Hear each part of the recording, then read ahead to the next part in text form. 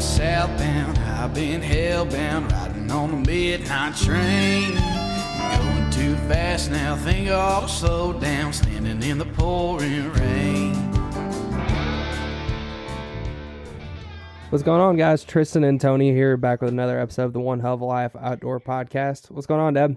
Hey, you know what? I'm excited. We just had Christmas, and I hope everybody had a Merry Christmas, and looking forward to a new year. And I know if you're a waterfowl hunter out there and you're in the Midwest, you're like, where's the ducks at? All that kind of stuff. So hopefully we might be able to answer some of those questions today. But we got, for the third time now, we got Mr. Brad Cohen. Brad is over at Cohen Wildlife Research Center and runs that. How you doing, Brad? Doing well. How are you guys? Doing good. Doing good, Brad. You know, I always like to, if you're listening to him for the first time, Brad, go ahead and give a little bit of background about yourself professionally and just a little bit about you personally, maybe some of your hobbies, things like that. Yeah, so I'm a professor over wildlife ecology over at Tennessee Tech. Basically, our lab does a lot of research with waterfowl, a little bit with turkeys, and a little bit with deer. So mainly we just work with game animal ecology and working with state and federal agencies to figure out how to maximize our efficiency and effectiveness in managing them. Personally, there's a reason most of us are in this field that, it's not for the money. We all like to hunt and fish. My hobbies are, during the summer, I'm fly fishing anywhere I can, and in the winter and springtime, I'm hunting everywhere I can. So it's been a slow duck season, but I've gotten to hunt more this year than in the last several. So just from a peace of mind standpoint, I'm doing pretty good. Number wise, not so good, but that's all right. Yeah, no kidding. Well, I mean, I'm sure you guys have been super busy over there, and kind of just give everybody just an, when it comes to the waterfowl side of things, just can you kind of topically just talk about some of the different things that y'all do there? I mean, I know that you obviously do studies on different things. We know you do GP. Just kind of a broad overview. So some of our bigger projects right now, we're putting out GPS trackers on ducks. We've got projects ranging from putting GPS transmitters on mallards to we're now doing some gadwall and green-winged teal and black ducks. So we've got a bunch of different transmitters. We put them out typically during the winter, so maybe right before the hunting season, so we can figure out how ducks are reacting to food availability, hunting pressure, and then these GPS transmitters, they take locations no matter where the duck goes. So if they're here during the winter and then they go up to Canada during the summer, we're still getting that data in. So we're also able to track what affects their spring migration, what affects their fall migration. And then we also work with state and federal agencies to do some less dynamic stuff, things like let's look at banding data and figure out how do we can we maximize harvest regulations for wood ducks? That's one of our projects right now. So things always with management in mind, but the fun stuff is definitely like watching where ducks go and what they do, for sure, with these GPS trackers. Yeah, that's so awesome. Now how many trackers do you guys currently have active? So our trackers last... most of them only last about a year, to be honest with you. Mm-hmm. Some last 3 or 4 years. But right now we probably have, we put out about 250 so far this year, and we probably have another 100 or so that are active, give or take. So we're at about 350, maybe, somewhere in that range of how many active ducks we have tracking right now. Gotcha. Is there a target like sample size that you guys are going after, or is it just... So, yeah, usually we want to put, right now, our questions are both like big ecological questions. So things that are more like, hey, let's get out 30 a year, 40 a year in different locations just so we can figure out what ducks are doing. And hey, if we have a dry year like this year, we can start to answer questions or ask questions about what happens on wet versus dry years. You see what I'm saying? But then we also have like a project where it's like, okay, you're going to put out 125 transmitters every year in this general area to answer questions related to like, how are ducks moving up and down these river bottoms? And, can we provide safe areas to get them moving up and down these river bottoms better? So it just depends. But, when you're putting out, everyone wants to, it seems like it'd be easy to catch 300 ducks during the winter. I mean, we work on generally state and federal refuges, and we're looking at like 80,000 ducks. Right. But they're so weary. They're like, it's tough to get them trapped. And our team has been really lucky and fortunate that during hunting season, we're getting the ducks we are. So we're feeling pretty good about the numbers. That's cool, man. I think last time, Brad, I don't remember for sure, but I want to say last time you guys were just doing mallards and or maybe a couple other ducks, but the green wings, that smaller duck, I heard you say that. Is that a completely different, when you put a transmitter on a green wing being such a small duck? I mean, is that got to be completely different, I guess, than a mallard? Yeah, they're so cool. Like, all right, so we put these transmitters on. They wear there's a bunch of different ways you can put these transmitters on ducks, and it's a whole avenue of like research. Like, what's the best way to put a transmitter on a duck, because the thing flies, and you don't want to mess with it while it flies, because that affects everything you're studying. Mm-hmm. For us, we generally use like a backpack style. So like literally it looks just like if you and I wore a backpack on our back, that's what they're wearing. And the mallards, they're tanks. They can handle a bigger transmitter now. When I say a bigger transmitter, it's still 20 grams. So like we're very small. Yeah. They don't want to go too much. The green wing teal, it's like a little baby transmitter. It looks so cute. And it's like it's half the size, and like they're very, very cute and dainty. And and I'll tell you what, they're cool as could be. Like, I can't believe we can track something that small. Think about what it's really doing, right? It's literally tracking thousands of miles of migration on something that is so tiny, and it's texting us the data the whole time. I mean, technology, it's only getting better. It's crazy. Wow, that's nuts. And I guess that one thing you can see with that, is we always call the green wing teal the crackheads, and those things, the way that they fly around and everything, it's got to be kind of interesting to even see how their speed and their just the way they fly has got to be completely different than a mallard. I mean, we know it is, but they're a lot faster and all that stuff. But we're just starting to break into like, okay, some of our mallards, when they migrate 45 to 60 miles an hour on a tailwind. I mean, they haul too. You know what I'm saying? Wow. And like, I'm very excited to see, like, okay, if that's how fast a mallard moves on a tailwind, I can't wait to see how fast the green wing moves. Like, you've always wondered, like, how can when we're talking teal, they're tiny little ducks, and yet they're migrating hundreds. I mean, blue wing teal, thousands of miles away. Yeah. Mm-hmm. And if it's speed and tailwinds, that they're off. It's amazing. Wow.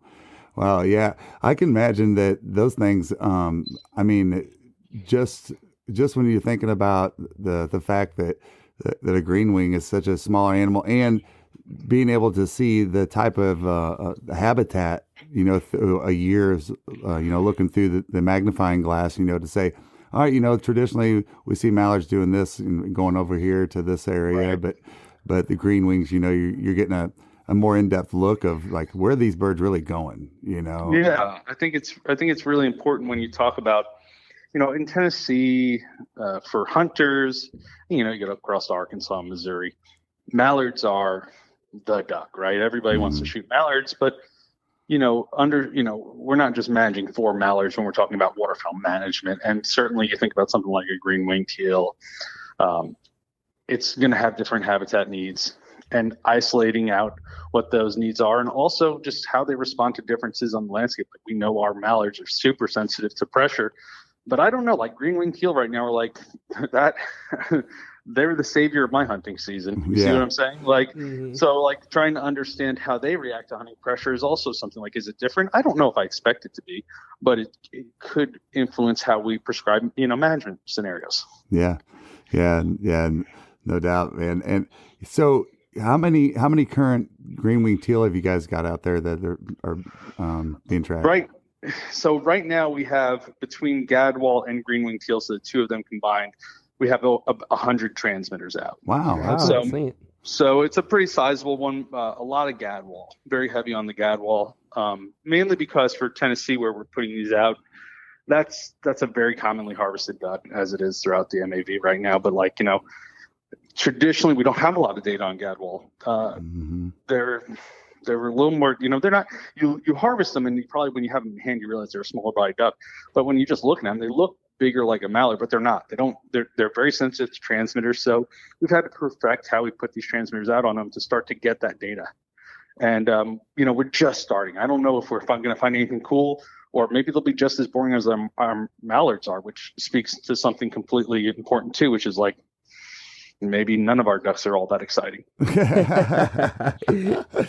No kidding. No kidding. I guess the big question is that, just overall, I mean, everybody knows, or at least we all had reports that, there's still a lot of birds up north. Forbes has been saying it. I'm sure. Are you seeing kind of that falling in line with the ducks that you have tagged, or has it been a little different? Yeah. So I can speak to this on two different fronts. I can tell you a couple things about the science we've done, and then a couple things about like where our ducks are right now. Let's start with where our ducks are right now. And I mean, they're not, we always have about 40%, maybe more, maybe less in any given year of our ducks come down to Tennessee before hunting season even begins. So we call them our Halloween ducks. They're usually here in the last week of November, last week of October, first week of November. So like they've been here and they're here and they'll stay here. Our ones that like would typically be here already, they come in like usually the second or third week of December. They're still held up way further north than they normally would be, somewhere like Iowa. Wow. And so nothing's frozen up there. And it's not just the freezing part. One thing I had one of my PhD students, Nick Masto, he looked at like, okay, well, what initiates a migration event, right? Like, so he did some phenomenal data analysis where he looked at like, okay, I have a duck right here and here's what they're experiencing on that day, and did they migrate or not, right? And so we basically said, well, what best predicts if the ducks can get up and migrate? And it wasn't snowfall, it wasn't really freezing cold days over a week or two, like locking up water. What it was cold weather like primed those ducks, but what best predicted when they were going to migrate was a strong north wind. Big tailwind. And I ask you guys, I mean, I know what I've been experiencing. I've only had like 1 or 2 days of a strong north wind. Right. It's been all south winds. Yeah. And we had those heavy in the first split. Yeah, there were a lot of ducks here. I don't know about you guys, but like our opening split, there were a good number of ducks around. Yeah. This is the first year we've had some ducks, most of our ducks that get here stay here and they're here. We've had some ducks actually make small little reverse migrations backwards, and so it's just one of those years. Yeah. No, we definitely saw higher numbers during the first split. And then basically it's just been the same thing everybody else has been reporting since then. I haven't really heard anything. Williamson Outfitters, located along the beautiful Gulf Coast of Florida, is a premier guide service with lodging that provides incredible coastal duck hunting, gator hunting, fishing, gigging, scalloping, and custom boat tours along Florida's Forgotten Coast. They are family owned and operated with over 200 years of combined experience hunting and fishing along this incredible stretch of Florida. Captain Chris Williamson runs a first-class operation. On a coastal duck hunt, you have an incredible chance at many rare species of diver ducks and several puddle duck species. Listen up. If you're a veteran or active duty, February 3rd and 4th, Williamson Outfitters will be hosting a very special event. It's called Waterfowl Weekend for Warriors. To show appreciation for our men and women in uniform, the FWC offers a special weekend for veterans and active duty service members to hunt waterfowl in Florida. This opportunity occurs February 3rd through 4th, 2024, when waterfowl hunting is closed to the general public. Remaining dates for waterfowl are booking fast. Call or text Captain Chris right away, 850-251-8650, or you can go to www.floridaducks.com and check available dates for all their services. Or anybody talk any different about the Atlantic Flyway? We're in that quite a bit, just because of being in Georgia and then also being down hunting Florida. Have you really heard anything any different, Tristan?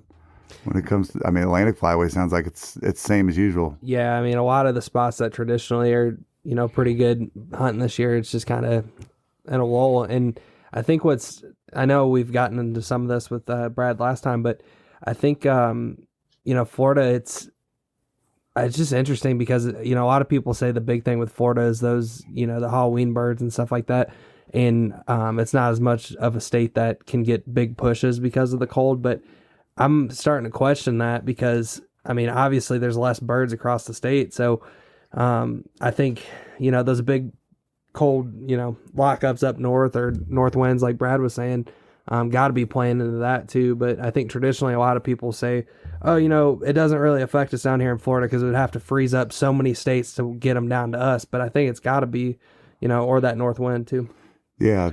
Right. I think it's, I don't know. And that's one of the things we're hoping to eventually, do research on it as we amass more and more GPS data is what is the secret combination between climate, genetics, whatever you want to call it, that'll just have your kind of, normal migrators, food quality and availability. Like, what does it all kind of add up to predict where a duck's going to go? You know what I'm saying? Mm-hmm. It's all of the above, though. What really blows my mind about the whole thing, and this really goes with any kind of migration of any animal, is like who stands out in front of them with a big flag and says, all right, ready, go. And they all just like simultaneously, is it a sound they make with different species of animals? Is it a head nod? I mean, what is it that just makes them, a big group go? And maybe it's not as simple. I mean, maybe it's not even that complicated. Maybe they just. Well, maybe it's a great question. It's a great question, right? Because when we look at our GPS data, I'm putting together a presentation now, and we kind of made an animation of like, all right, here's like the waves of migration as they migrate down in the fall. And it's just like you would expect it to if you've been out there enough, is like when one duck pushes, a bunch of duck push. And it's not just like the ones that are close to each other. It's some in Illinois, some in South Dakota, some in Iowa, some in Missouri. And if one's going south, they're all pushing south.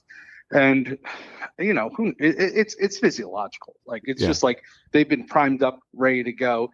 And, to me, it's like, okay, finally that storm comes in. You know what I'm saying? It's the pressure comes in, all of that, and the strong wind behind it says, okay, time to move.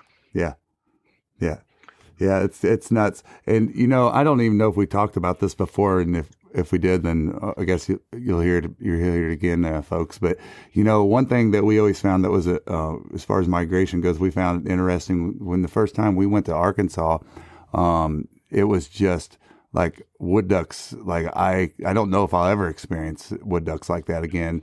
And we were talking to a game warden and he said, oh yeah, he goes, every 10 years, these certain oaks, have this massive production in this certain WMA. And he said, they just know. And he said, they just show up. He goes, you won't see it. He goes, if it's a really low acorn year, and I think he was talking about the white oaks. But he said, if we have a real low acorn year, he goes, they're just not here. So is it a matter of they come through and they send a couple spies down? They go, nah, the food's not here. Let's keep going. Or do they just know? I mean, it's kind of wild to think about. It's I think people underestimate how much ducks sample around. You know what I'm saying? Yeah.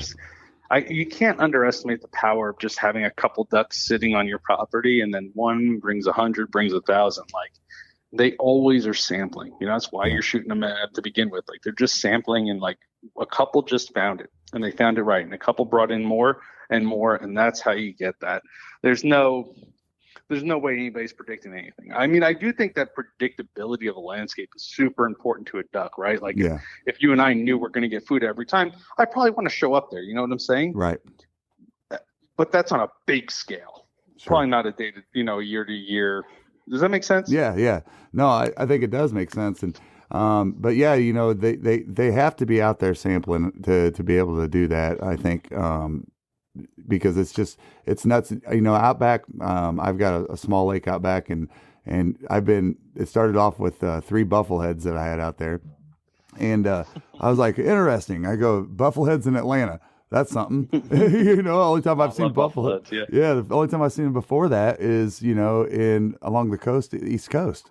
And so then, I look out there one day and I'm like, oh, there's 5, and I look out the other day and I was like, well, there's 12, and there was 13 of them that they've gotten into. Now there's 9 drakes and 4 hens out there, and I've been watching them, and I've been studying what their average depth diving time is, because I know, I got a little boat with a little depth finder, so I know like when they're in a certain area, I'm like, I know that's like 18 foot or something like that. Mm-hmm. And I timed the ones that the longest that one of them went under the other day was 37 seconds.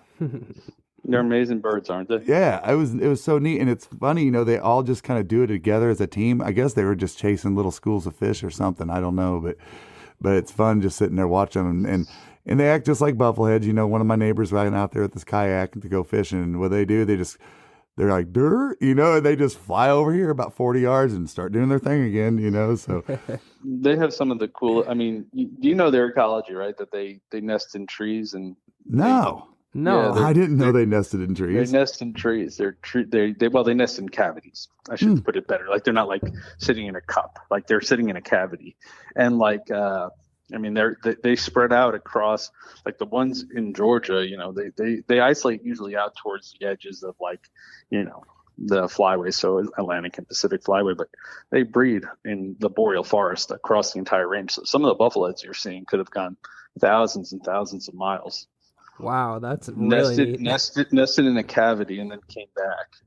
Wow. Is it elevated cavities like wood ducks and stuff too? Yeah, just like a wood duck. Yeah. Wow. Just like a wood duck. They are a cool duck.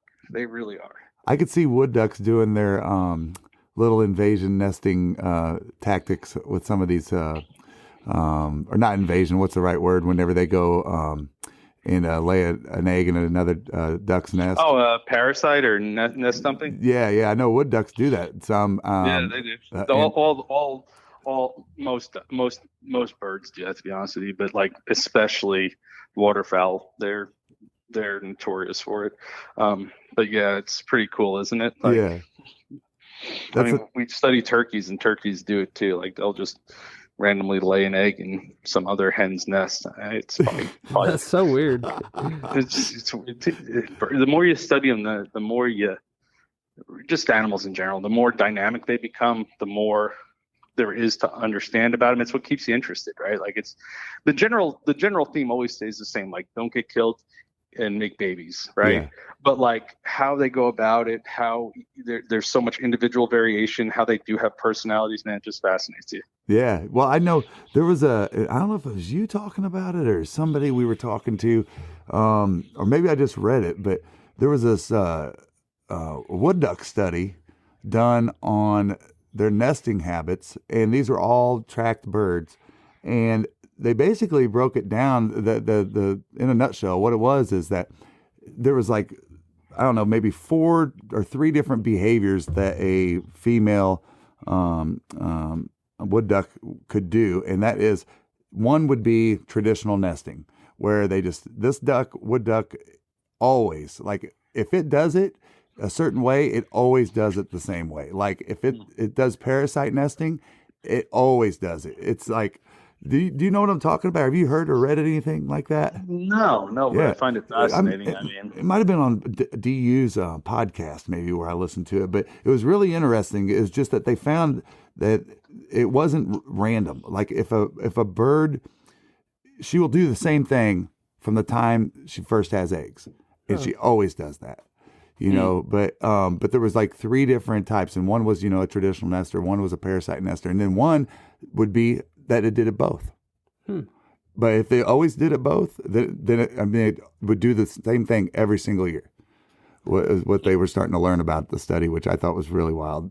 But was that you that sent me that picture, Tristan, of the wood ducks with the little baby owl, or the baby owls with the wood duck? No, I don't know. Well, Brad was talking about different birds doing it, and I was like, and I got thinking about a wood duck and a bufflehead, but I guess owls do the same thing. So, yeah, I saw a picture somebody posted, and it had either a baby wood duck with a bunch of baby owls, or a baby with a bunch of baby wood ducks, or something. But yeah, that's bizarre. Have you guys done anything at all with whistling ducks, just out of curiosity, or just done any research or anything? No, I would love to. There is some research going on in Tennessee, or there was some research going on whistling ducks in Tennessee, and Louisiana has a really robust whistling duck research projects, or several going on. I think one is, figuring out their nesting ecology, but they're the coolest.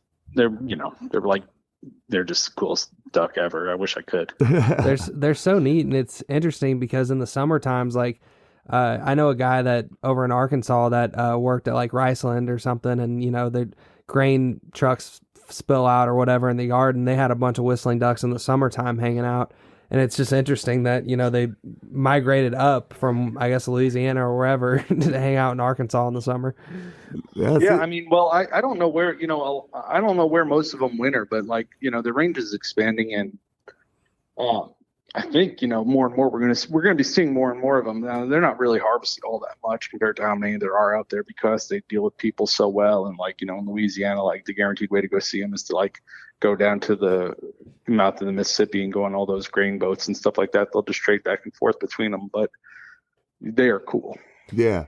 Yeah, I was just this past weekend. I was in Orlando visiting some family, and they just sit on neighborhood ponds down there. And we were leaving. And I was like, "Babe, I gotta stop and take some pictures of these real quick." But I was only 50 yards from them. It was pretty neat. Yeah, they're definitely they got a large part of urbanization, I guess, in their behavior patterns and stuff. I just think that there's so many different things that's unique about them. Number one, the way they fly.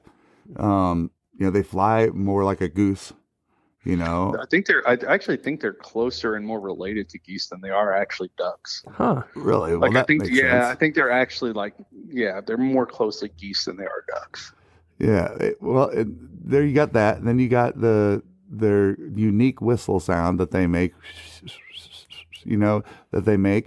and then they fly in a V, which geese do also. They're slow. And I think it's like one of the best birds that you can take somebody out on like a youth hunt or something like that, because they're probably the easiest duck to shoot. They're not super smart. Do you guys shoot a lot of them? I've shot quite a few. When we were down in Florida, I mean, if it wasn't me, it was somebody we're hunting with. Most everybody we hunt with shoot quite a bit of them. It's a regularly killed duck. Mm-hmm.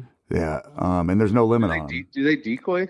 Yeah. Or are you just pass shooting? It depends who you talk to. Most of what you're doing is pass shooting, but it depends how you want to decoy them, because what's interesting is they do all their feeding at night, at least down in the south. Yeah, for sure. Yeah, that's a fact. Yeah, they do. Yeah. And what they look for during the day are these, I forgot what they call them, but it's like these floating grass and tree islands. It's actually an ecosystem that's floating on the water, but there's no dirt, and you can walk, a lot of them you can just walk across that with thinking that if you take one wrong step that you might be swallowed alive and never to be seen again. So it's a little sketchy when you're on that stuff, but they tend to look like they go after those areas to roost during the day, unless they're hitting the trees. Yeah, and I think a lot of people, when they're decoying them, it's like they're in the general area that they think they're gonna come back and hang out during the day. Yep. And then it's just because people make calls for them and stuff, but I think it's just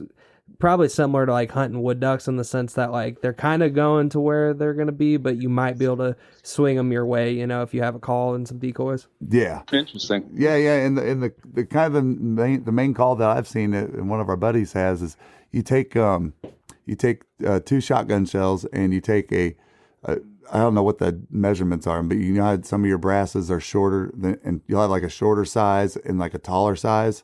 Mm-hmm. You take those and you put them inside of each other, and it makes this perfect little whistle. It sounds just like them, But no, we got friends of ours that have taken old decoys and painted them up like whistlers, and they swear that they smash them, and that kind of thing. But it's not uncommon when you're down in Florida to literally see thousands and thousands. And sometimes, mostly they're in groups. I would say if it was a commonality, it's more of like a 12 to 50 range. But it's not uncommon to just see waves of them, and just be going, my goodness. They get real smart to being sky blasted real fast, and you can tell they've learned to up their elevation a little bit higher than the BB size shot 12 gauge. Yeah, way back when, I'm guessing now it's going on probably 8 years or so. We did do an analysis on like looking at using band returns and stuff like that to estimate harvest rates of black-bellied whistling ducks, and they, it wasn't a large sample size, so the variation was huge, but the survival estimates were really, really high. Like, because what you're saying, like they they adapted really well to urban environments. They were nocturnal for the most part. They flew very high and didn't make themselves super available. So that's interesting that, you guys are shooting. I wonder what percentage of them you're actually shooting, but like still you're shooting them. So that's cool. Well, go ahead, Tristan. Well, I was just reading something on a duck hunter thing on Facebook for Florida the other day, and because somebody was, wanting to come down and shoot them late season or whatever, and a lot of people were saying that same kind of thing. Like, they catch on to pressure really quick, and then, they'll just go sit on that neighborhood pond or, just completely go nocturnal. So it's almost like unless you have private property where you can, or a managed WMA area where it's only getting hunted, so many times a week or whatever, it's a little bit harder, Yeah, I mean, there's definitely WMA areas and I would say majority being mid Florida to South Florida is where you're going to find your strongest concentrations of them. But you also get into the fulvius whistling duck, which is also another really cool looking bird and just unique in its own right. You get those down there too, but there's WMAs down there, or what we'll call like lottery areas and stuff. Like one area they have, the state of Florida does is, they're called a storm water treatment area. And because the water table is so disgusting in Florida, what they do is they basically manufacture water, and the water goes through this whole ecosystem of plants and soil that it's made to just the water slowly creeps, just like say the Okeechobee does or something like that, towards this end. And what it does is it creates this incredible natural habitat of vegetation and all the other things that go with that, the crustaceans, bugs, and all that stuff. It's just primo duck habitat, for your moist soil plants and stuff. And so you'll get... In the outdoors, every detail counts. See sharper, aim clearer. From the river's edge to the heart of the flooded timber, Hook and Bullet has your vision covered. Hook and Bullet's purpose-built optics are flawlessly crafted to give you an edge regardless of your outdoor pursuit. Use code ZeroDuck30 for 15% off a pair of Hook and Bullet sunglasses today. Some areas down there where the whistling ducks are that's like probably the most common thing that they'll shoot those mornings. That's pretty cool. Yeah. I mean, they definitely, and there's a lot of people that are just like, when are they going to have a conservation season for these things, Yeah, that was kind of what we were looking at with these, we're just trying to give, when we did that banding paper, it was just to give some preliminary data, but the issue with the conservation season has always been from my understanding, now this is me talking secondhand, but they typically co-occur with model ducks and they're a bigger duck, and you don't want to have a special season for any, even though 90%, let's say, people could identify them on wing. The issue is you don't want seasons where there's model ducks. You don't want special seasons on bigger ducks. Right. And that's what, that kind of makes sense. Yeah. Just for the bycatch. Yeah. Well, I mean, it's already a concern, like one thing that blew our mind when we did early teal in Arkansas was we're like, what do you mean first shooting lights not until sunrise? We're like, what? Because in the South, in Georgia, Florida, it's still half hour before shooting light. Sunlight. Or sunlight, I'm sorry. And I said, well, shooting light, or half hour before sunlight. But no, it's, and I understand from one side of it, because they do get a lot of ducks. It's not uncommon. Every year we've seen spoonies, pintails, not in big numbers, but enough that I can understand why they wait until sunrise, just to avoid the confusion, of identifying the birds. But I mean, the work that goes into creating those, people don't even realize, people don't realize the amount of work that goes into anything with waterfowl, but, even something like a conservation season, those rules exist, not haphazardly, right?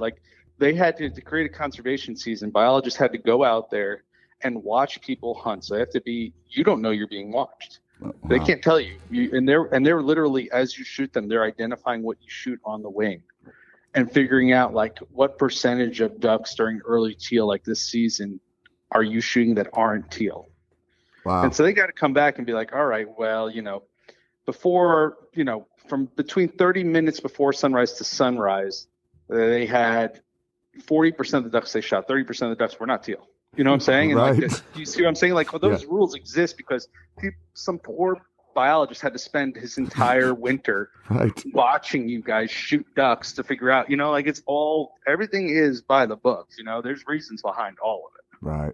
Yeah, it's not like there's so many people that just think that decisions are made so arbitrarily, and just you can't when you're working with the federal government. Like the one thing people really don't understand is like it's actually the exact opposite. Is that like when you're working on a federally managed species like waterfowl, everything has to be by the book. It can't be haphazard because the federal government, their main concern is having scientifically defensible evidence for any decision they make. They don't want to be sued, just like here's the reason why. That which means there's a natural resistance to change unless there's scientific evidence that proves it. And I think if you're very quick to, if you're very reactive like us as hunters are, you know what I'm saying? Sure. It can get annoying, but it's also how you make the most scientifically evidence and best management, and it's why waterfowl exists in epic numbers now despite losing habitat. You see what I'm saying? Like the evidence is there that we've been doing the right thing. It's just slow to change because it's the federal government. Right. Well, I mean, and just we've talked about this because it's one of our favorite birds, but with the blue-winged teal, as crazy as that bird is and what it's able to do, I'm almost positive I heard this on a DU podcast, but their survival rate is or the mortality rate's like 60% or something crazy. Wow. And I was like, say what? I mean, how do they, number one, migrate so much further, so much quicker, have a quicker nesting time, and then have the mortality rate like that is just blows my mind. And think of the studies that had to go into that to be able to say, hey, we're going to open up early teal season.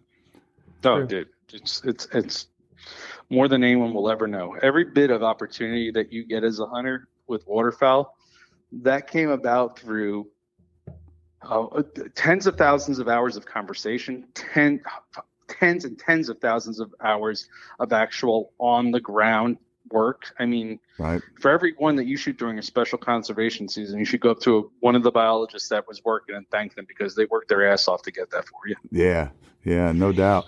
Well, we've been, one thing that's common in the South at least is it's not uncommon to you're pulling up with your boat after a day of hunting and you see a couple state officials like there and you're like, everybody goes, it's a game warden. and many more times than not, it's been biologists. They're like, hey, you guys mind if we sample your birds? And I'm just like, heck yeah, man.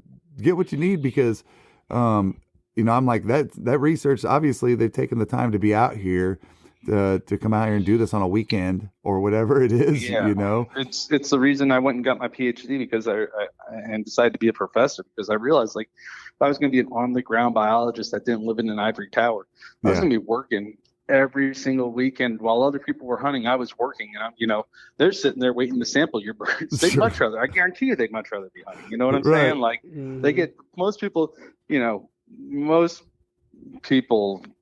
get that are working for these state and federal agencies get way too rough of a time for how hard they work and for the reasons they're in it.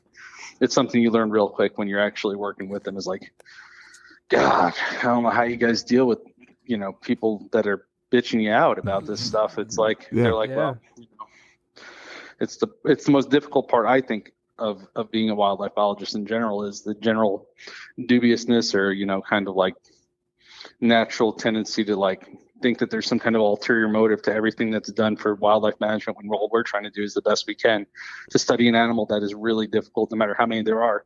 Right. It's still a critter. It's still tough to study, Right. It's like everyone is just wakes up, has a cup of coffee and just does the best they can.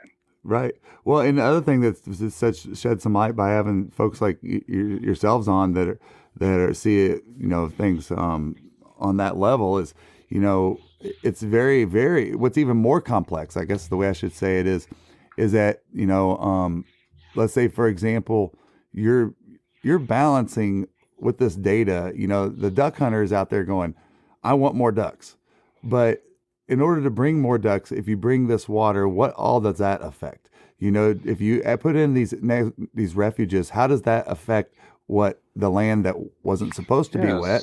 and all of that, you know. It's so multifaceted. Everything we do is so multifaceted, and you know, your stakeholders are all over the place, right? Like, you know, I mean, I'm a hunter, I enjoy hunting, but I work for the resource first and foremost, right? Like, I'm a waterfowl ecologist. I'm trying to balance the, you know, hunter satisfaction, hunter you know, opportunity, but also, you know, I don't want, you know, I'm also serving the resource. I don't want every duck to ever, you know, that comes down to be killed. Sure. See what I'm saying? Yep. So like and you're, you know, there's everything you do costs money, and it's just like people don't realize that, like, oftentimes it's just like, no matter what we do, there's 20 million decisions that go into one action that had to be made, and each one had to be pontificated on, thought out, and scientifically defensible. It's a long, arduous process to get the hassle that people get. Well, and we're not even talking about the tens and thousands of millions of hours that y'all put in every year, just on the administrative side, like typing something up. All right, I'm going to type up this report or this study or this thesis or whatever it is, and just doing that alone might take 100 hours, or I don't know, you know. I mean, sure. Well, I mean, you know, the part of it is, listen, you get into this field like a professor or something like that. I'm creating the next, in my mind, I'm trying to create the next generation of biologists, right? And so, like, okay, they're going to go through that, and they're going to write up their papers, and they're going to learn to talk to both scientists, but also like just our constituents, and they're going to learn it all, right? But like on the back end, what people don't ever see is, like, to put that 10-minute presentation together that like zipped and like you guys got the highlights and the thing, that person had to learn to be a computer coder. Like, this stuff ain't easy anymore. You know what I'm saying? Yeah. No, for so sure. It's like I show you a cool map, and I was like, hey, we made a cool animation of like the ducks migrating down. They had to learn how to actually code that, you know, like actually, like, they are true computer coders. We basically should tell them they're computer scientists to create cool animation. It's all about nowadays to create 10 seconds of scientific content is 100 hours on the back end. Let me just put it that way.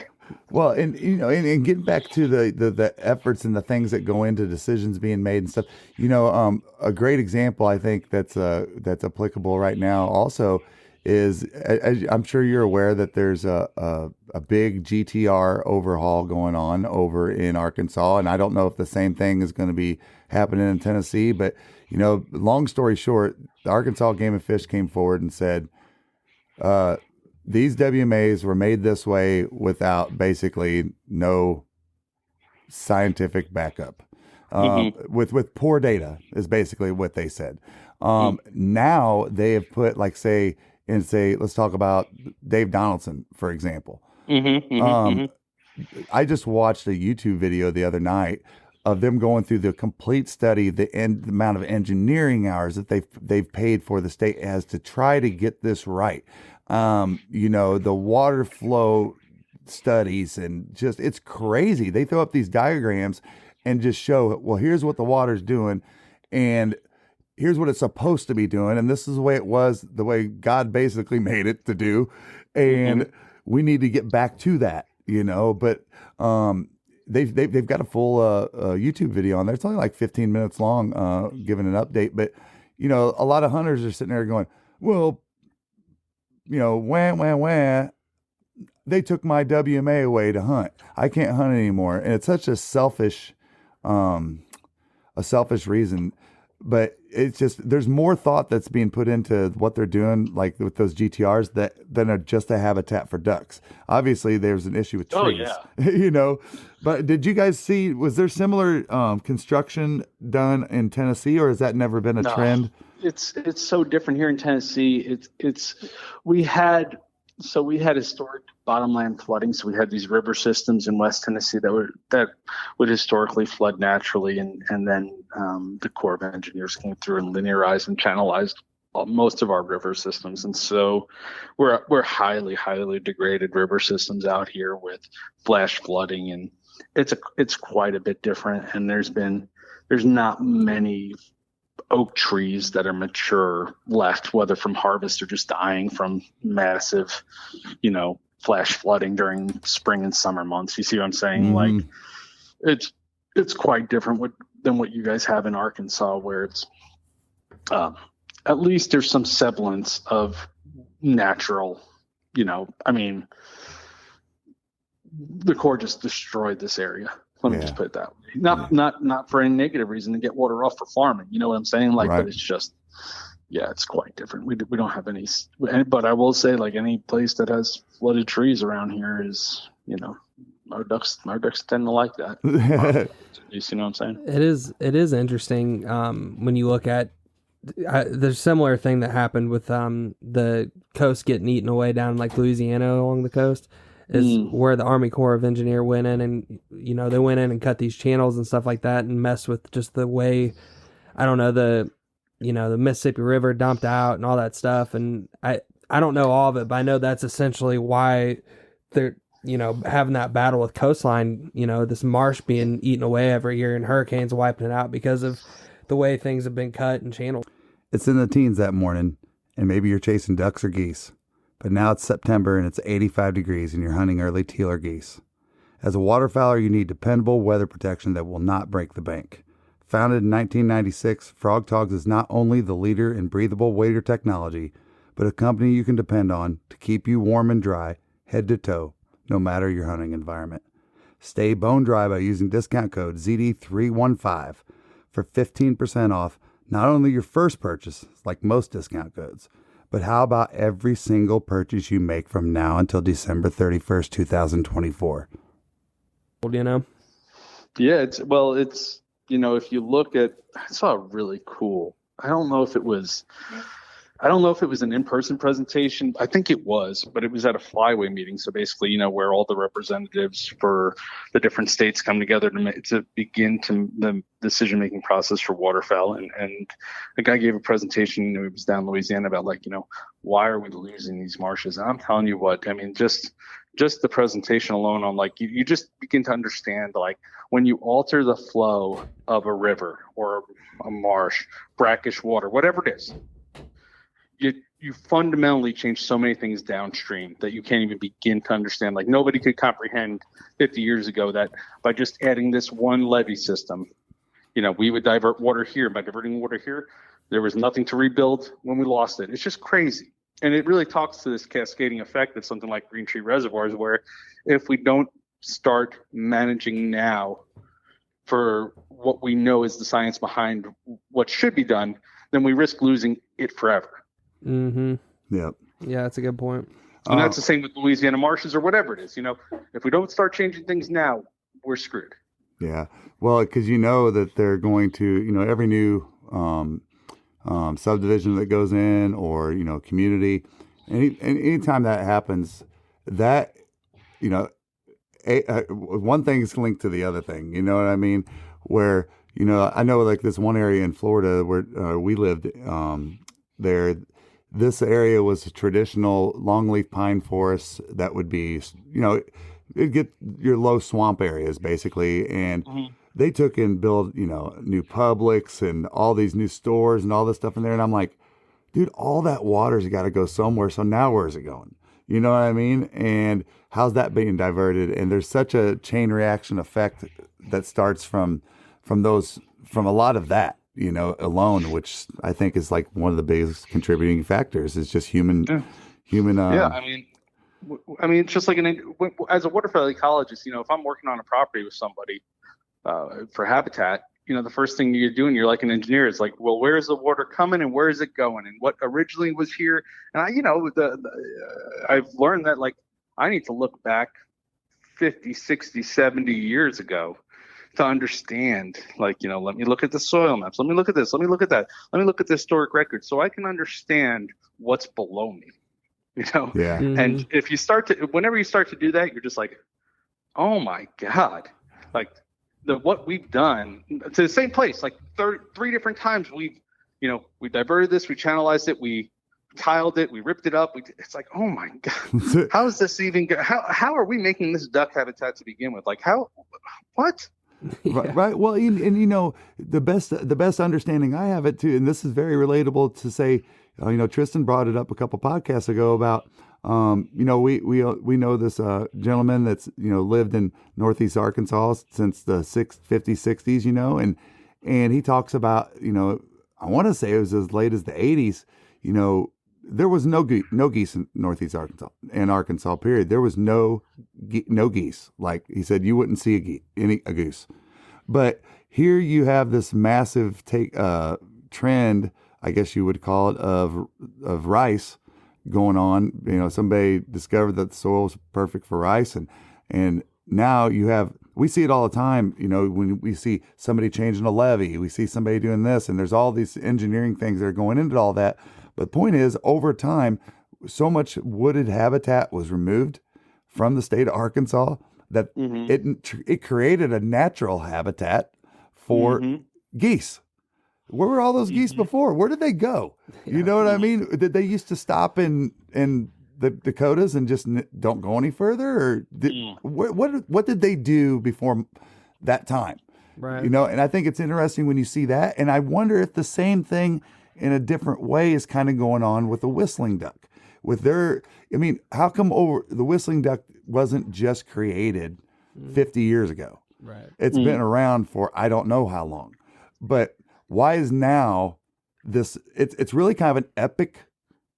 What do you want to call it? I don't know if you want to call it slow migration, or I don't know what you want to call that. But they're spreading like, say, fire ants did, or the whatchamacallit bees, the African whatchamacallit bees. I was concerned about them spreading. That to me is interesting. I was thinking about is how that has been, how we get lucky, I think, sometimes. You know what I mean? Because where did they go? And is it because, like the geese, for example, is the goose population that high just because of that? No, not necessarily, because I just learned that there's actually they give different geese, snow geese, for example. They have, like, say, a group of snow geese that are in the Northwest, for example. And let's say they call them Group A, all right? Then you have a group of snow geese that are in the Central Flyway, and they call them Group B. Then you have Group C in the Mississippi, and then you have Group D over in the Atlantic. I don't even know if they go as far over there. But the point is that the conservation season we have there in the Midwest is generally that main group that's coming through the Mississippi Flyway, Central Flyway. And there's not this overpopulation issue, say, for example, on the West Coast. It's really this. So did Arkansas becoming rice inadvertently create I'll tell you this. So we're doing this rest area project. We're putting in these private land rest areas, and one of the places we have ducks on a bunch of the rest areas now, and we're super happy about that, right? But one of our areas is a big kind of open water spot. So we have all different types of rest areas because we're like, well, what are we looking for as far as the qualities of it? We want just big open water, impoundment, and it's amazing how quick the snow geese found that. Like, it's like, okay, you know what I'm saying? Like, now we know, like, I guess if you want snow geese, and don't get me wrong, there's a bunch of ducks, but God almighty, those snow geese know, like, that is safe and perfect, loafing water. We'll hang out here. Yeah. Took them no time at all. Yeah, Maybe that's the rice. Rice did that to him. I was cracking up. There was a reel that came through my feed the other day, and it was a local news station somewhere. And it wasn't even hunting related. They were just like, look at this on epic proportion. And it was a gigantic, there had to be, I don't know, 100,000 snow geese on this reservoir that all got up and took off at the same time. And every time when I was seeing that, I was like, look how amazing that is to just the general person. They're just like, wow. And it's gotten viral, and, it's getting thrown all over the place. But that is truly what, got me and Tristan hooked on the Midwest hunting is it wasn't just the ducks we were shooting. It's seeing this type of stuff on epic proportion. It's just the lines and lines of snow geese flying everywhere. Yeah. When I was hunting in Arkansas, when I was on a lease there, it's like, oh my God, the number of ducks. I think I told you this, but like, I got tired of like seeing, oh my God, the lines and lines of ducks, and okay, there's 60 pintail, and they're circling us, and now there's 40 pintail. Oh my God, they're circling again. Now there's 20 pintail, and okay, everybody, somebody take a 50-yard shot at this one pintail. Yeah. After the 10th circle, it's like, part of me wonders, maybe I answered my own question, but maybe I'd rather see fewer ducks and have a chance of working them every time than just the sheer volume. Yeah. It's something worth seeing, but man, it grew frustrating real fast. Yeah. Yeah. No, I agree with that for sure. I mean, my favorite kind of hunt is definitely, I'm sure everybody likes to have a big group come flying in, but when we're filming, we don't want, even though it's super exciting, we don't want to have a 6-man in the first 10 minutes of shooting light, because number one, we're probably not going to get much footage of that because of the shooting conditions, the filming conditions. And right. we've actually been in situations where we do all this B-roll, do all this stuff, and then we're like, well, everybody limited out in 2 volleys, or something right. like that, which is amazing. I mean, don't get me wrong. Is that typically, you're talking in Arkansas? This was in Arkansas. Yeah. Yeah. I mean, during early teal season, actually. Yeah, when it's goofy, yeah. for sure. Yeah, but I would rather just be able to have the chance of working, have twosies and 6 pairs and things like that come in. But, one thing that we talked about last time we had you on, if I remember right, is you guys were looking at some different refuges there, and there were some different projects or potential changes in some of the refuges, or adding some. Have you guys had much change in that in the last, say? So, that's a good question. So, our original project when we started the first, let's say phase of this project, was to look at just the role that these refuges played on the landscape for waterfowl. And at the same time, we also were interested in seeing, what happens if you allow people onto a refuge, if you just, we'll call it disturbance, but, people walking around, people driving around, people riding around, a bunch of different things to get ducks up. Mm-hmm. And the whole idea was, what type of access could be offered to these refuges while still kind of keeping within the purpose of why these refuges were established to begin with. And what we saw really quickly was that every time all of our ducks were centered around these refuges, because there's nowhere safe to be otherwise. Mm-hmm. But when we got in there, we got these ducks up, we got them moving, and what would happen was, it was crazy, but we would literally rally them up, and we would listen. So we had all these recorders out that listened to the number of shots, like shotgun blasts that were happening. So we could track, was hunting better that day? Was hunting worse that day? Hunting was the number of shotgun, we call them shotgun bouts, basically a shotgun blast happening within 10 seconds, and then it doesn't matter, but it basically controlled for crippling and all that stuff. Mm-hmm. It decreased by about 40 to 50% every time we went on a refuge in the nearby areas. So by messing with these ducks, we were decreasing hunting opportunity. So the ducks would get up, and our GPS trackers followed this too. They would get up, they'd fly around, they'd wait for us to leave. They'd settle back down, and then they wouldn't move. They would not move. They're like, oh my God, what the heck? This was supposed to be safe. It's like when you're a kid and you're scared of the closet. You don't necessarily just run to your parents. Maybe you're like, oh, what's under the bed? I'm kind of scared. So you just put the covers over your head. That's what our ducks did. They were like, holy crap, what just happened? And so they just shut down for a couple days. Wow. And so we don't make the decisions on what refuges do or don't do. We just offer up the evidence of hey, here's what happened. It didn't affect duck survival. Ducks didn't die because we spooked them up, that's valuable to know. Yeah. But it also decreased hunter opportunity. That's also valuable to know. You do that with that as you will. And I think, on the state refuges, their goal was, all right, we'll think about it. We'll think about what we can do. Maybe we can allow birders to come in and look at, just people to come in and come see these 100,000 ducks. It's fascinating. You know what I'm saying? Mm-hmm. But don't get too close, because if you mess them up, hunters will know. Well, and that gets me thinking too, Brad. In that same thought is, when behaviors change, something happens. We see it all the time when we're out there hunting. Is okay, well, let's say this one area is really good during the week, but then when a larger group of people predominantly hunt on the weekends, and I'm talking about private land and public land. Mm-hmm.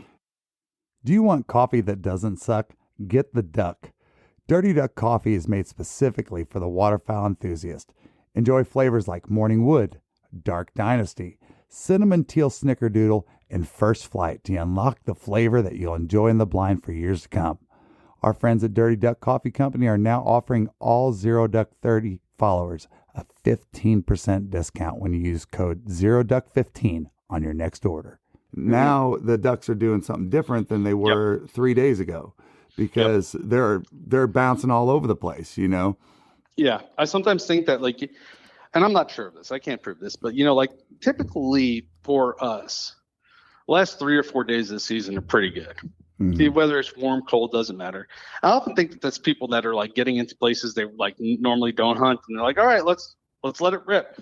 Right. It's the last week of the season, let's go. Yep. And it moves ducks around, and they act different. And ducks have to move, and when they have to move, you're going to be able to shoot them. If you get them out of where they're patterned to, you'll shoot them. Yep. That's why when it's freezing cold and things ice up, that you push them off their pattern. Right. When you push them off their pattern, that's good. Yeah. For hunters, at least, not for the ducks. Do you guys see any, if I'm a mallard and I'm here for 2 months and you guys are watching that mallard daily routine, do you guys see any change in when they eat? Let's say we all think that, all right, this mallard gets up at first light and it flies from here to there, and it does that same thing every day, or do you see that time pattern change? It never changes. And I don't, they're already, honestly, we have to look at the data. It's one of the questions we have, when do they get in this pattern? But if you've been up to Canada, ducks in general are what we call crepuscular. They move at sunrise and sunset. Mm-hmm. And so even in Canada, they get antsy about an hour or two before sunset, and then they fly to where they're going to dry feed, and they eat for 20 minutes, and then they fly back. Yeah. They're not crazy. You know what I'm saying? It's not, our ducks, when they get here, they're crepuscular. They leave at dark 30 to go where they're going to eat, and they sit there until somebody kicks them off or until sunrise, and then they head back to wherever they're going to load, and that's it. It doesn't change. It barely changes. Honestly, it doesn't really change after the hunting season either. Whether that's a lag effect of the hunting pressure, or they're just so set in their patterns, or if those patterns are just natural. Yeah. Mm-hmm. It's hard to say, but they're not dynamic at night. They're not flying all over the place at night. They fly twice a day normally, or once to where they're going to eat, and they sit there, wait to get up, and then they go back. So it's 2 places every day. Have you guys seen any of that behavior affected? Because some people I know people that that are out there and stuff, and they'll say hunting after a full moon always sucks or something like that. Is that just a myth? No, I think we never did that research, but I think Dr. Doug Osborne out of the University of Arkansas Monticello, I think one of his students looked at that, and I don't want to be completely wrong, but I think he did find a little bit of evidence for that moonlight affected the exact time that they left, right? So on times when there were more moonlight, they left later. I see. At night and earlier in the morning. I got you. Right. So, but ducks aren't nocturnal, so it doesn't maybe a little bit here and there, but I don't really remember the effect sizes. I got you. The point is, they're just the ones you're picking up here and there. They don't represent the vast majority of ducks. Ducks are, all the ones that you see flying at 30 minutes before shooting light, or 20 minutes before shooting light in the morning. That's what they're just naturally prone to do, and it's amplified by the fact that otherwise they're going to get shot. Yeah. One thing I wanted to get into, we don't want to keep it too long today, but before we get out of here, is what have you guys have you guys started any new studies this year, or you got some that you're looking forward to getting into that you've just there's been some excitement with it in the last 6-9 months? Oh man, right now with these we've got I've got I'll be honest with you. I just had 9 graduate students, and I graduated a couple of them out this winter semester, our fall semester, and like I need a little bit of a mental break, to be honest with you. But we're kind of just like, we've got our hands full in so much right now that it's hard to pick up new projects, and not sacrifice the quality of the ongoing project. So we're going to have a couple more, like probably PhD students and postdocs join us to just start to like look at the insane amount of data that we have that we've only scratched the surface on with these GPS telemetry data sets. So like, actually answering like what affects where ducks go and stop at, like why do they come here versus there, and why do they decide to finish their migration here versus there? Things that like, hunters and conservationists are worried about, like, are there changing duck distributions? What's causing that? And here's some telemetry data that can help provide evidence to that. Those are things that we're going to look at in the future. Very cool. Very cool. Man, that's about all I got. Tristan, is there anything else that you wanted to hit Brad up with before we get him out of here? The only kind of thing I was kind of thinking is, there hasn't been that hard, good cold front up north. Yeah. And I know we were touching on a little bit of that, but what are you kind of anticipating? Because I know like the north here in about 5, 6, 7 days or whatever is about to go, on a good weather streak. Are you kind of looking at that and being like, oh, that'll be interesting. Hopefully we'll get some tagged mallards and stuff to move. Yeah, I hope that our birds, like, I'm going out to hunt. My stepdad's in town and we're hosting him for Christmas and New Year's, but he's flying back New Year's and I'm driving out to go hunting. So I'm hoping right around November, like January 1st, when that weather pushes through, we should get a good push with that. Looks like it'll be a strong north wind. It's going to be cold up north. I am worried that if it doesn't happen then, at some point the birds just don't want to push down anymore. They're like, I'm getting ready to go back up north. Why would I go further down? You see what I'm saying? Yeah. Like, so at some point it's a lost cause. So I think if it's going to happen, it's going to have to happen next week or two. Yeah, I was just talking to somebody about that same thing, and that hunts Northeast Arkansas. His point was like, the winter solstice is technically December 21st or whatever, and at some point these birds realize, the days are getting a little bit longer, and they start at some point being like, we're just going to hold out up here, like you said, and forget flying all the way down there. It doesn't make sense. Why would I push down further when I got to go back north? Like our ducks, even like we had ducks that in February a couple of years ago, we had this insane freeze, like super, super cold weather. It's the one that shut off the Texas power grid. Even then, our ducks, but it was February and our ducks did not move. Our ducks held tight. Wow. And it suggests that the pull to get back up north is stronger than the push of that cold weather, and so I don't know when that switch flips, but we got to be getting close to it, so we need just that cold weather, that front needs to push through relatively soon, or it might be a slow season for the rest of it. Yeah. And I think, and keeping in mind that, man, these birds can really endure some weather, they really can. I've seen, up there in the Mississippi Valley, I saw a picture that Forbes posted last year that had basically the river was completely frozen, and there was this one hole in the ice, probably about the size of a baseball diamond or something like that. Maybe bigger. I couldn't really tell, but it wasn't that big compared to all the frozen ice. I mean, it was all frozen, and there was this pile of coots in the middle of it, keeping it open, and all around the edges of the ice were covered in blood from bald eagles. Bald eagles, they were like, yes, this is what we wait for. Yeah. Yeah. I mean, listen, anybody that lives up north knows that ducks they're tough critters. Like when we get temperature like we've had here in Tennessee, Arkansas, even Illinois, Missouri, that's not weather to a duck. Like They don't need to even eat every day. Like they can just chill. Like that's very comfortable. A balmy 40 something degrees. That's I can do that. Yep, exactly. Well, man, Brad, we would, like I said, we would be respectful of your time because I could talk to you for like next 3 hours. But man, thank you so much for what you guys do. Thank you if you are looking to explore a degree like that. I mean, I think, and you're listening to this, or somebody that's a young person that's getting involved in and going down that alley, I think a great thing to do would be to reach out to folks like Brad. I'm not putting your name out there, just saying, but just to learn more about what the back ends of this field is all about, and if it's something you really truly want to do, because it does sound tedious.